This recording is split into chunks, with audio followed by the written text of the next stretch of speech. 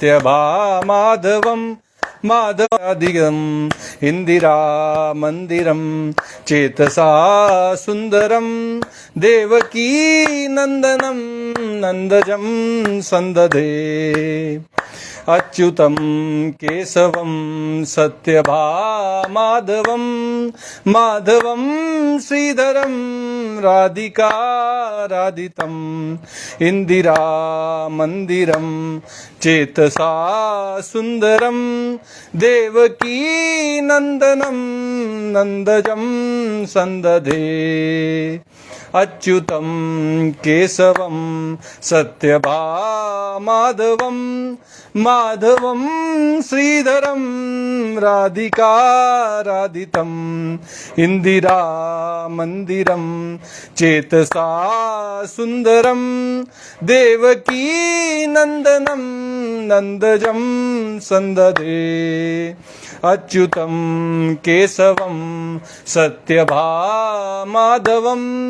माधवम श्रीधरम राधिका राधितम इंदिरा मंदिरम तेजसा सुंदरम इंदिरा मंदिरम चेतसा सुंदरम देवकी नंदनम नंदजम संदधे अच्युतम केशवम सत्यभामाधवम माधवम श्रीधरम राधिका राधितम इंदिरा मंदिरम चेतसा सुंदरम देवकी नंदनम नंदजम संदधे अच्युतम केशवम सत्यभामाधवम माधवम श्रीधरम राधिका राधितम इंदिरा मंदिरम चेतसा सुंदरम देवकी नंदनम नंदजम संदधे। जय श्री कृष्णा। आज की श्रीमद् भागवत में आप सबका स्वागत है। श्रीमद् भागवत के प्रथम स्कंद का कल समापन हो गया। आज से द्वितीय स्कंद प्रारंभ हो रहा है। आज मैंने जो श्लोक पढ़ा वह अच्युताष्टकम का दूसरा श्लोक था, जिसमें सत्यभामा के पति माधव श्रीधर राधिका द्वारा आराधित भगवान श्री कृष्ण की महिमा गाई गई थी। ओम तत्सत। श्री गणेशाय नमः। श्रीमद् भागवत महापुराणम द्वितीय स्कंधा अथ प्रथमोऽध्याय। ध्यान विधि और भगवान के विराट स्वरूप का वर्णन इस प्रथम स्कंद में श्रीमद् भागवत महापुराण के द्वितीय स्कंद के प्रथम अध्याय में किया गया है। ओम नमो भगवते वासुदेवाय। श्री सुखदेव जी कहते हैं, श्री सुक उवाच वरीयानेसते प्रश्नः कृतो लोकहितं नृप आत्मवित्सम्मतः पुंसां श्रोतव्यादिषु यः परः। श्री सुखदेव जी महाराज कहते हैं कि परीक्षित, तुम्हारा लोकहित के लिए किया हुआ ये प्रश्न बहुत ही उत्तम है। तुमने बहुत अच्छा प्रश्न पूछा है। मनुष्यों के लिए जितनी भी बातें सुनने, स्मरण करने या कीर्तन करने की हैं, उन सब में यह श्रेष्ठ है। आत्मज्ञानी महापुरुष ऐसे प्रश्न का बड़ा आदर करते हैं जिसमें भगवान के विषय में, आत्मा के विषय में कोई प्रश्न किया जाए। इसलिए तुम्हारे द्वारा पूछा गया प्रश्न बड़ा ही उत्तम है।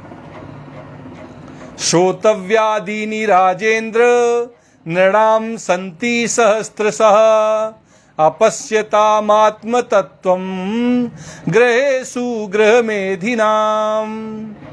श्री सुखदेव जी महाराज परीक्षित से कहते हैं कि हे राजेंद्र, जो गृहस्थ घर के काम धंधों में उलझे हुए हैं, अपने स्वरूप को नहीं जानते, उनके लिए हजारों बातें कहने सुनने एवं सोचने करने की रहती हैं। उनके बड़े काम रहते हैं। जो गृहस्थ होते हैं भगवान में तो अपना ध्यान लगाते नहीं है, उनका ध्यान तो संसार में लगा रहता है तो संसार में तो हजारों बातें हैं, इसलिए उनके लिए हजारों बातें कहने सुनने के लिए रहती हैं, सोचने के लिए रहती हैं, करने के लिए रहती हैं।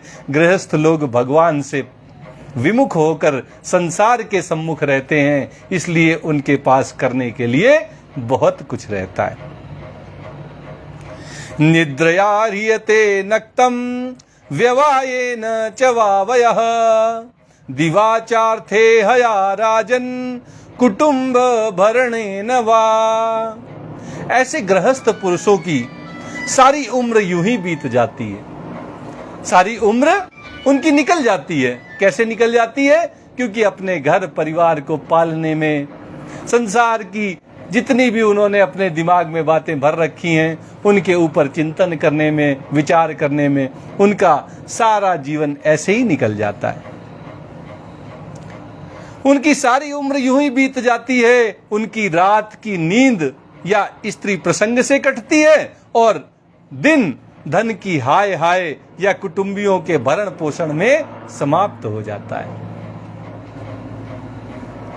रात में तो उनके पास स्त्री सुख का आनंद लेने का यही कार्य रहता है और दिन में वे अपने परिवार का, अपने कुटुंबजनों का पालन पोषण करने के लिए धन की हाय हाय में ही पूरा दिन और पूरी रात ऐसे ही उनके निकल जाते हैं। उनका समय ऐसे ही बीत जाता है। देहापत्य कलत्रादीस वात्म सैन्य स्वसत्स्वपि तेषां प्रमत्तो निधनम पश्यन्नपि न पश्यति।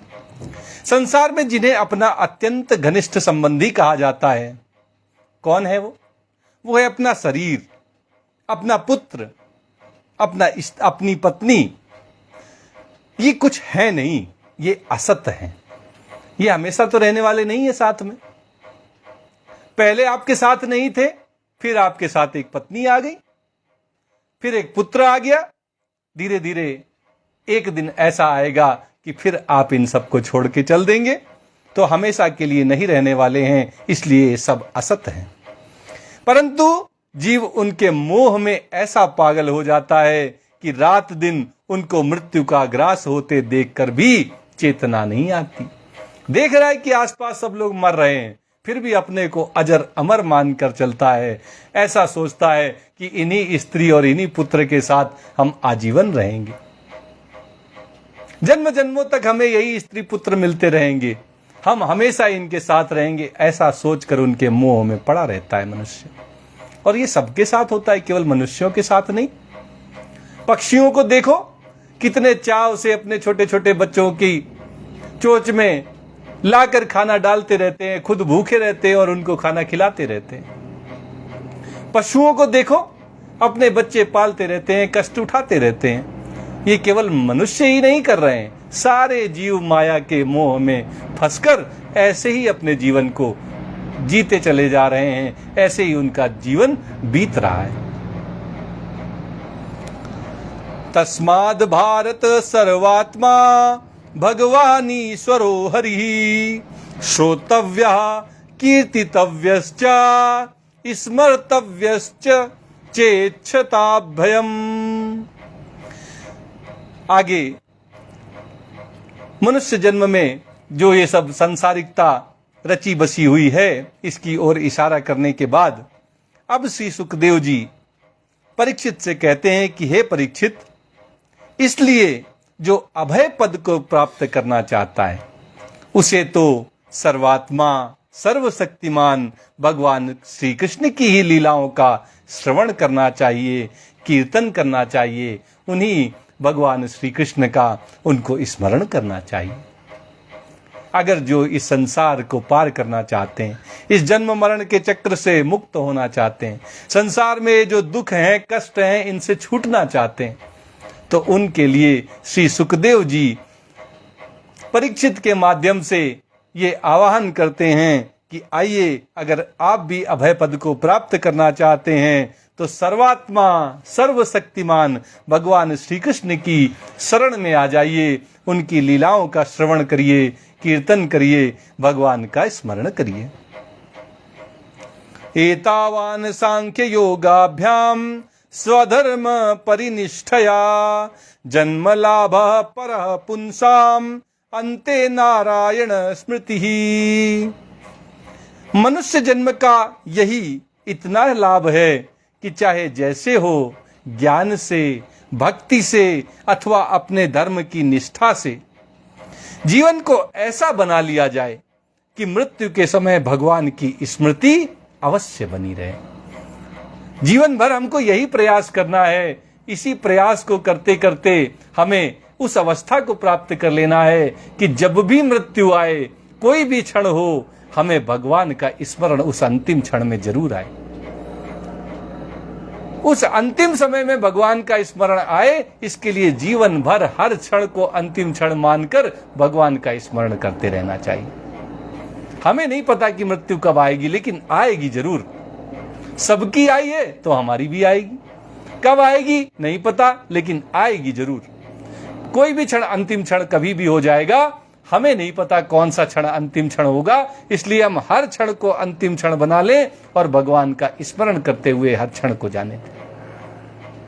तब कोई भी क्षण अंतिम क्षण हो, हमें तो भगवान की स्मृति बनी ही रहेगी, क्योंकि हमारा अभ्यास होगा। और जो जितना अच्छा अभ्यास करता है, जब वास्तविक परीक्षा आती है तो उसका प्रदर्शन उतना ही उच्च कोटि का होता है। ये तो आप सबका अपना अनुभव है। इसलिए हमें भगवान की स्मृति अंतिम समय में बनी रहे, इसके लिए निरंतर अभ्यास करते रहना चाहिए। भगवान का स्मरण, कीर्तन और भगवान की पूजा अर्चना करती रहनी चाहिए। प्रायेण मुनयो राजन निवृत्ता विधि सेधतः नैर्गुण्यस्तथा रमन्ते स्म गुणानुकथने हरे। श्री सुखदेव जी महाराज राजा परीक्षित से कहते हैं कि परीक्षित, जो निर्गुण स्वरूप में स्थित हैं एवं विधि निषेध की मर्यादा को लांघ चुके हैं, वे बड़े बड़े ऋषि मुनि भी प्रायः भगवान के अनंत कल्याण में गुण गणों के वर्णन में रमे रहते हैं, जो हर तरह से द्वंद्व से मुक्त हो गए हैं, निर्गुण स्वरूप में स्थित हैं।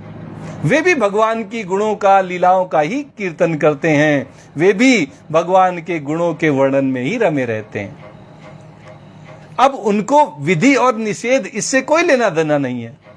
वो इन सबसे परे उठ गए हैं, फिर भी भगवान के गुणों के वर्णन में बिल्कुल नहीं चूकते हैं। भगवान के गुणों का वर्णन करने में रमे रहते हैं।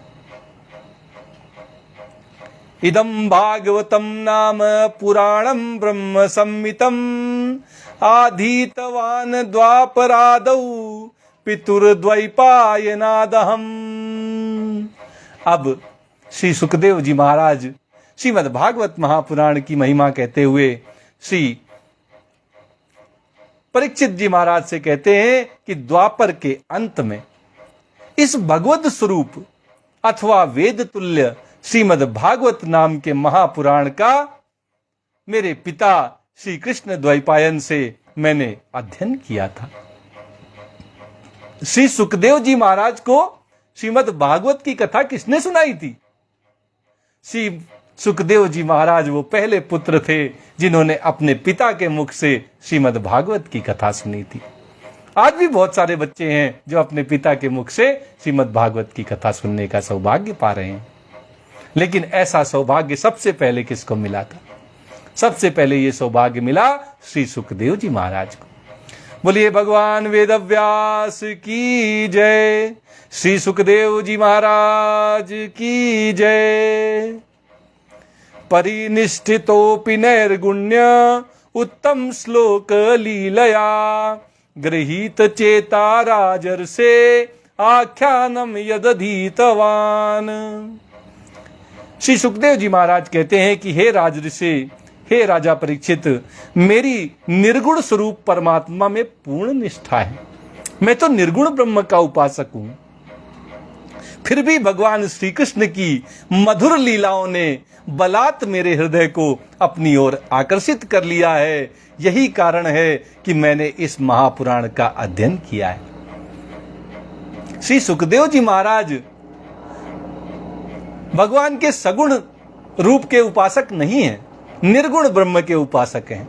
लेकिन भगवान की लीलाओं को जब उन्होंने अपने पिता श्री व्यासदेव जी महाराज के मुख से सुना तो उनको इतनी मधुर लगी कि बलपूर्वक उन्होंने श्री सुखदेव जी महाराज के हृदय को अपनी ओर खींच लिया, आकर्षित कर लिया।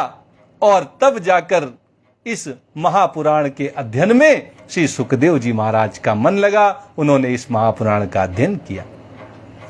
तदहं ते विधास्यामि महापौरुषिको भवान यस्य श्रद्धतामासु स्यान्मुकुंदे मति सती। आगे श्री सुखदेव जी महाराज कहते हैं कि राजा परीक्षित, तुम भगवान के परम भक्त हो, इसलिए तुम्हें मैं श्रीमद् भागवत महापुराण सुनाऊंगा।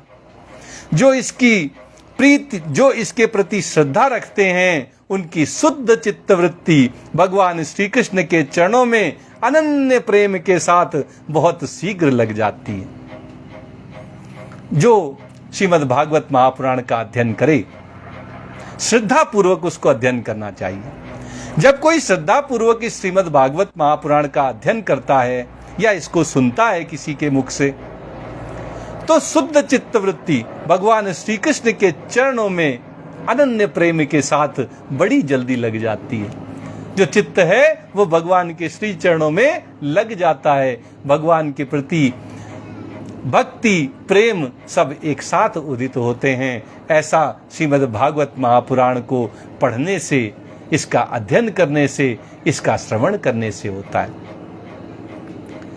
श्री सुखदेव जी महाराज राजा परीक्षित के माध्यम से हम सबको सिखा रहे हैं कि हम बड़े ही श्रद्धा के साथ श्रीमद् भागवत जी की कथा सुने, कहें। बिना श्रद्धा के इसका लाभ नहीं उठाया जा सकता, लेकिन अगर कोई श्रद्धा पूर्वक इसको कहेगा, कोई श्रद्धा पूर्वक इसको सुनेगा, तो निश्चित रूप से भगवान के श्री चरणों में अनुराग होगा और प्रीति भी होगी। भगवान की भक्ति, भगवान का प्रेम अपने आप जीवन में आ जाएंगे। इसके लिए हमें अलग से कोई उपाय नहीं करना होगा, कोई तपस्या नहीं करनी होगी, कोई व्रत नहीं रखना होगा, अपने शरीर को कष्ट नहीं देना होगा। ये सब अपने आप हो जाएगा। बस श्रद्धा पूर्वक श्रीमद् भागवत का अध्ययन करिए, श्रीमद् भागवत की कथा को सुनिए।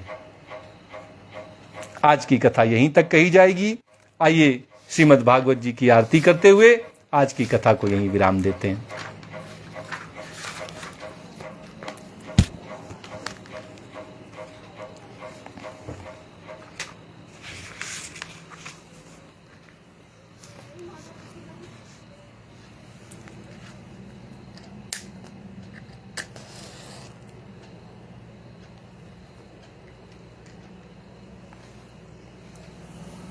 प्रेम से बोलिए वृंदावन बिहारी लाल की जय।